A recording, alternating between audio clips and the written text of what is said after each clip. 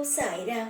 என் அன்பு செல்லமே, மற்றவர்களுக்காக என்னிடம் நீ தினமும் வேண்டிய, என்னை சுற்றி இருப்பவர்கள் நன்றாக இருக்க வேண்டும், என்னுடைய குடும்பம் நன்றாக இருக்க வேண்டும், எப்படியெல்லாம் என்னிடம் நீ வேண்டுகிறாய்.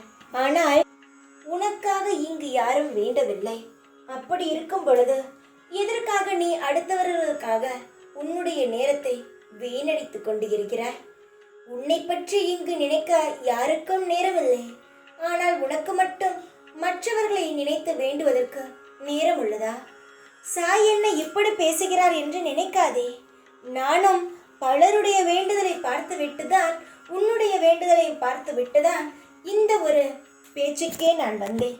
உன்னுடைய மனதில் எல்லாரும் நன்றாக இருக்க வேண்டும் என்று தோன்றுகிறதா?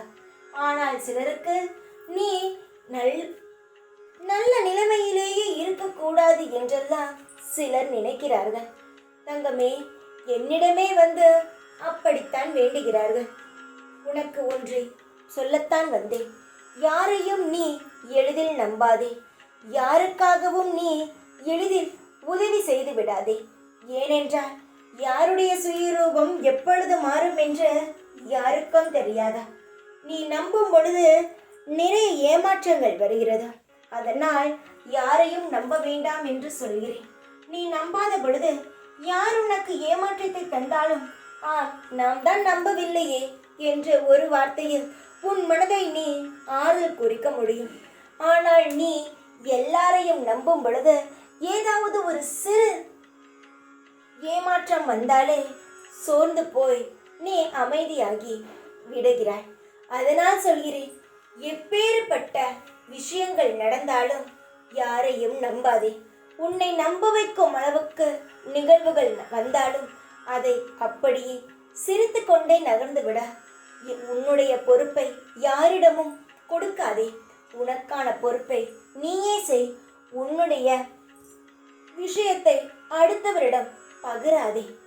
உனக்கு பகிர்னால் நிறைய ஏமாற்றங்கள் தான் மிஞ்சுமே தவிர சந்தோஷங்கள் வராது. நீ என்ன நினைக்கிறாய்? மற்றவரிடம் சொல்லும் பொழுது நமக்கு நிறைய ஆறுதல் கிடைக்கிறது என்று நினைக்கிறாய். அது ஆறுதல் அல்ல, உனக்கு நீயே போட்டுக்கொள்ளும் ஒரு வலைதான். அந்த வலையில் நீ சிக்கிக்கொள்ளாதே.